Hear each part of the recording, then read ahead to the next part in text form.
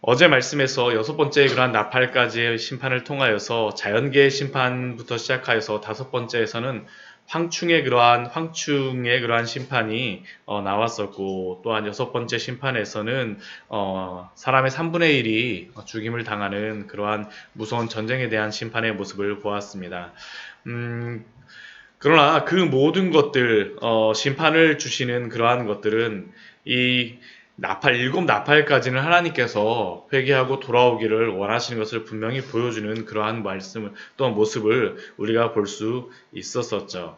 그래서 인과 나팔의 그러한 이 심판에서는 여섯 번째까지 그러한 심판이 끝나고 난 다음에 일곱 번째 그러한 심판이 이루어질 때 항상 그 중간에 사이에 그러한 말씀들, 막간의 말씀들이 나오고 있습니다. 오늘도 어제 말씀에서 그 회개에 대한 그러한 회개하지 않았다라고 말씀하시는 회개하기를 원하시는 하나님의 그러한 마음과 함께 또한 10장과 11장에서는 어떠한 막간의 말씀들, 중간에 예수님을 믿는 성도들은 어떻게 될 것인가 라는 그러한 것들에 대하여서 또한 말씀해 주시는 것이 바로 10장과 11장의 말씀입니다. 오늘 1절 말씀을 보게 되면 그 사도 요한이 보았을 때 힘센 다른 천사가 구름을 입고 하늘로부터 내려오고 있다라고 말씀하고 있습니다. 힘센 다른 천사, 정말 말씀을 보면 힘이 세게 보이죠. 구름을 입을 정도의 그러한 존재니 굉장히 크게 보이고요. 또한 하늘에서 내려오는데 그 머리 위에는 무엇이냐면 무지개가 이렇게 있고 얼굴은 해 같고 그 발은 불기둥과 같다라고 말씀하고 있습니다. 또 그냥 그 정도가 아니라 또 그 12절 말씀 보면 오른발은 바다를 밟고 왼발은 땅을 밟고 또 소리는 큰 소리로 다 사자가 부르짖는 것과 같은 큰 소리로 외치는 그러한 천사의 모습입니다. 흡사 이 모습은 어떠한 모습과 비슷하냐면 우리가 요한계시록 1장 말씀에서 예수님의 그 모습을 보았을 때 비슷한 그러한 모습을 저희가 볼 수 있었었죠. 앞에 요한계시록 1장 15절 말씀에 보게 되면 예수님의 그 빛난 주석과 같은 그 빛난 주석, 그의 발이, 예수님의 발이 빛난 주석과 같고 그의 음성은 많은 물소리 같다라고 말씀하셨는데 오늘 말씀 보면 비슷하죠. 또 16절 말씀 보게 되면 그 얼굴은 해가 힘있게 비치는 것 같다라고 말씀하고 있는데 흡사 이 힘센 다른 천사의 모습은 예수님의 모습과 비슷한 겁니다. 그래서 어떠한 그 사람들은 해석하기를 이 힘센 천사가 예수님이 아닌가라고 해석도 하지만 그러나 그렇지는 않은 것 같습니다. 오늘 말씀을 잘 보게 되면 이 힘센 다른 천사는 예수님이라기보다는 예수님께 말씀을 받은 그러한 천사, 전령으로서의 역할을 하는 천사가 바로 이 힘센 다른 천사입니다. 이 힘센 다른 천사가 가진 독특한 한 가지의 것이 있습니다. 손에 쥔 것이 있었죠. 그것이 무엇입니까? 2절 말씀 보면 그 손에는 펴놓은 작은 두루마리를 들었다라고 기록하고 있습니다. 우리가 이 두루마리에 대하여서는 요한계시록에서 여러 번 언급이 되었었죠. 5장 말씀에 보게 되면 저희가 처음에 이 두루마리가 나오는 그러한 모습을 볼 수가 있습니다. 우리 5장 말씀 한번 같이 보도록 할까요? 요한계시록 5장 1절 말씀을 보면 이렇게 말씀하고 있습니다. 내가 보매 보좌에 앉으신 이의 오른손에 두루마리가 있으니 안팎으로 썼고 7인으로 봉하였더라. 처음에 이 두루마리가 누구의 손에 있었습니까? 보좌에 앉으신 하나님의 손에 있었죠. 그리고 이것은 그냥 있었던 것이 아니라 7인으로 봉하여진 그러한 두루마리였습니다. 그리고 이 두루마리를 향하여서 힘있는 천사가 큰 소리로 외칩니다.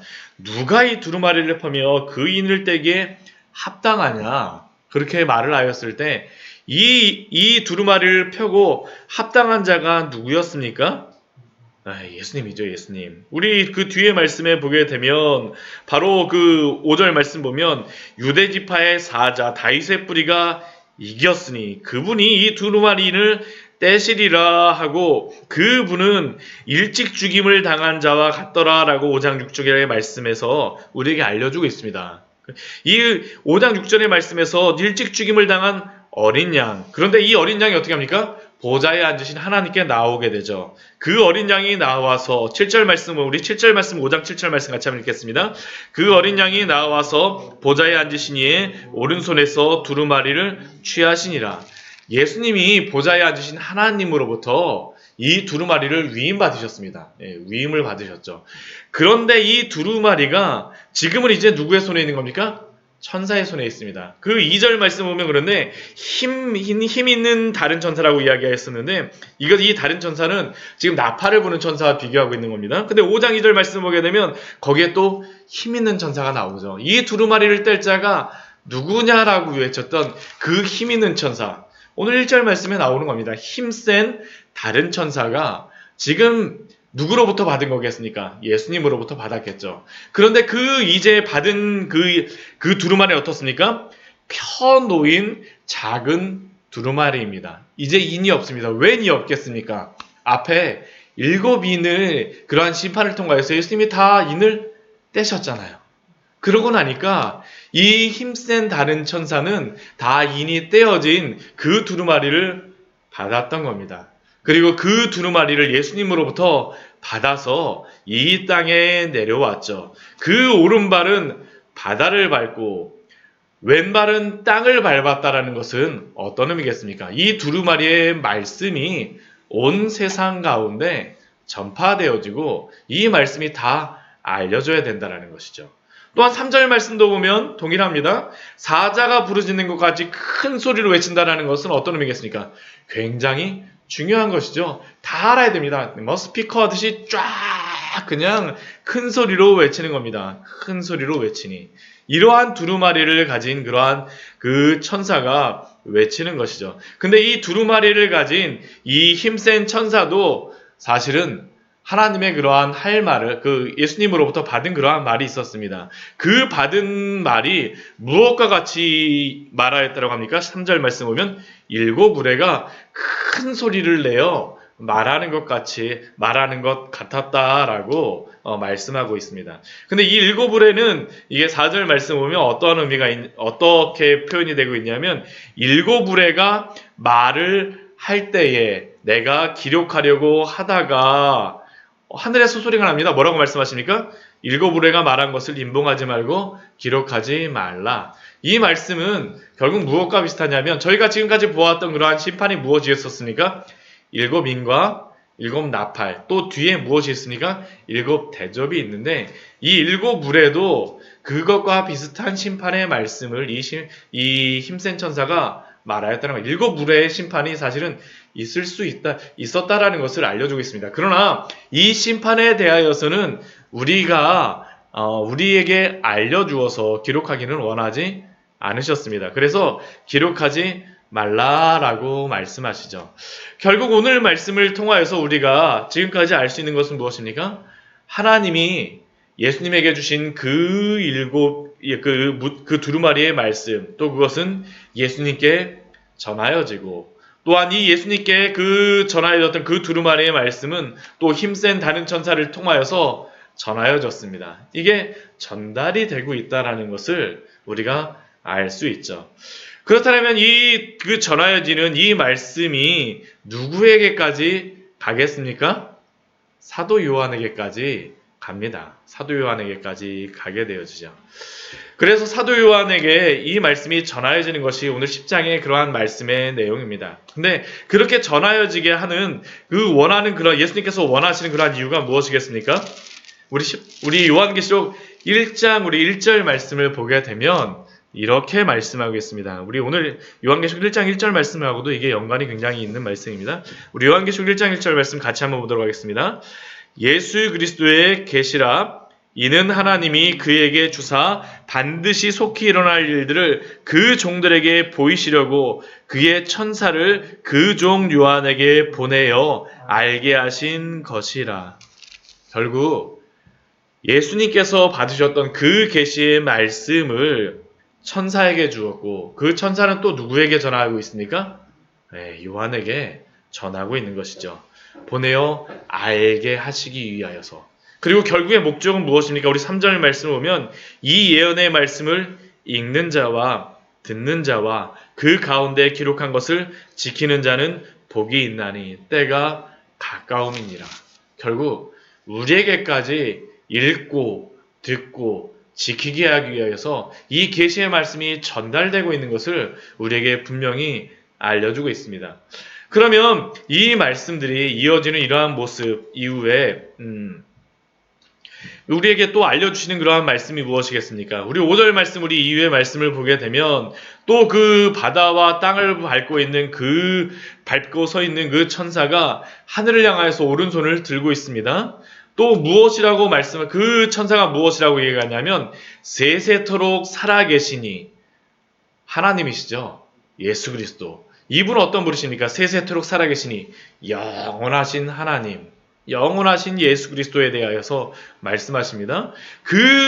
그분은 또 어떤 분이십니까? 곧 하늘과 그 가운데 있는 물건, 또 땅과 그 가운데 있는 물건, 바다와 그 가운데 있는 물건, 모든 천지 만물을 창조하신 이를 가르켜서 무엇을 말씀합니까? 지체하지 아니하리니. 이 말씀이 어떻다는 겁니까? 지체하지 않고 반드시 이루어질 것이다라는 것을 사도 요한에게 알려주고 있습니다. 우리에게도 지체하지 않고 이 말씀이 이루어진다라고 알려주는 것이죠. 그래서 7절 말씀에 또 이렇게 말씀합니다. 7대 천사가 소리내는 날. 이 말씀이 지체하지 않고 이루어지는 때가 언제냐면 7째 천사가 소리내는 날. 그 7째 천사가 나팔을 부는 날. 하나님이 그의 종 선지자들에게 전하신 복음과 같이 하나님의 그 비밀이 다 이루어진다라는 겁니다. 결국 이 말씀을 통해서 우리가 또 알 수 있는 것이 무엇이냐 하면 이게 그 7인에서도 그렇지만 7 나팔에서도 이 마지막의 때가 동일하다라는 겁니다. 동일하게. 7째 천사가 나팔을 부는 날이 바로 예수님이 재림하시는 날이고 그날 하나님의 그 모든 비밀이 이루어질 거라는 겁니다. 지체하지 않고 이루어지리라. 그리고 이 말을 전한 이 천사는 이 두루마리를 어떻게 하냐면 하늘에서 음성이 나서 천사의 손에 놓인 그 두루마리를 가지라라고 또한 사도에게 명령하고 있습니다. 그리고 이렇게 명령하신 이 하늘의 소리는 또 천사에게 그 두루마리를 달라 해서 이것을 먹으라라고 이야기합니다. 이 두루마리를 먹으라고 말씀하세요.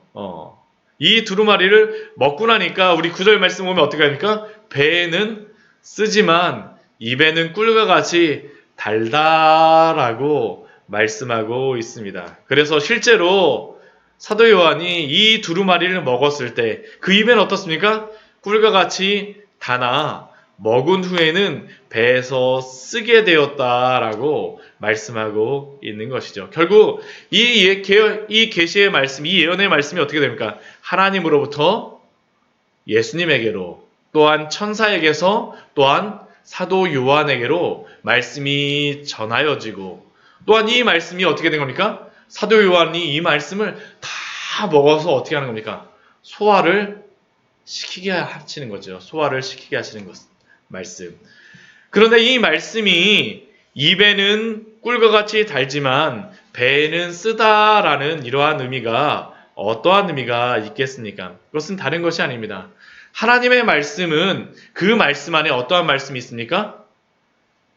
달군 것과 같은 구원의 그러한 말씀도 있지만 또 한편에서는 무슨 말씀도 있습니까? 쓴 것과 같은 심판의 말씀도 있다는 것이죠. 구원과 이 심판의 말씀이 동시에 이 말씀 안에 있다라는 겁니다. 그리고 또한 이것을 받아들이는 사람들에게도 다르게 나타날 것입니다. 어떤 자들에게는 이 말씀이 들려졌을 때 꿀과 같이 너무나도 단 말씀이겠죠. 어떤 분들에게는 이 말씀을 더욱 듣고 싶어서 꿀송이와 같이 더욱 듣고 싶고 더욱더 알고 싶고 더욱더 먹고 싶어서 날마다 이 말씀을 먹고자 소원하겠으나 또 다른 사람들에게는 어떻겠습니까? 이 말씀이 쓴맛밖에 배에 썼던 것밖에 생각이 안 나는 겁니다. 그러니까 이 사람은 썼던 것밖에 생각나는 사람은 어떻겠습니까? 먹지를 않게 되겠죠. 결국 이 세상 속에서 하나님의 말씀이 전하여지지만 두 반응으로 나타난다라는 것입니다. 두 반응으로 나타난다라는 것. 그런데 이렇게 반응이 나타나는 것은 이 사도 요한에게 주셨을 때에만 이렇게 말씀하시는 것이 아니죠. 오늘 이 그 두루마리를 먹는 그런 환상은 에스겔 말씀에서도 저희가 보지 않았었습니까? 우리 에스겔서 우리 3장 말씀 보게 되면 동일한 그러한 말씀이 동일한 그 상황에 그러한 것들이 있었죠. 우리 에스겔서 우리 3장 2절과 우리 3절 말씀, 우리 새벽 말씀에 우리 보았던 그러한 말씀이었습니다. 우리 3장 2절과 3절 말씀에 보면 이렇게 말씀하십니다. 우리 같이 한번 읽어보도록 하겠습니다. 내가 입을 벌리니 그가 그 두루마리를 내게 먹이시며 내게 이르시되 인자야 내가 내게 주는 이 두루마리를 내 배에 넣으며 내 창자에 채우라 하시기에 내가 먹으니 그것이 내 입에서 달기가 꿀 같더라. 결국 에스겔 선지자도 하나님의 그 말씀들을 먹었었죠. 또한 사도 요한도 어떻습니까? 이 말씀을 먹었던 사람입니다. 또한 우리도 하나님의 말씀을 어떻게 되겠습니까? 하나님의 말씀을 먹기를 소원해야 됩니다. 또한 그 말씀을 우리도 또한 먹고 또한 전파해야 될 사명이 우리에게도 주셨습니다. 예수님이 우리에게 주셨어요.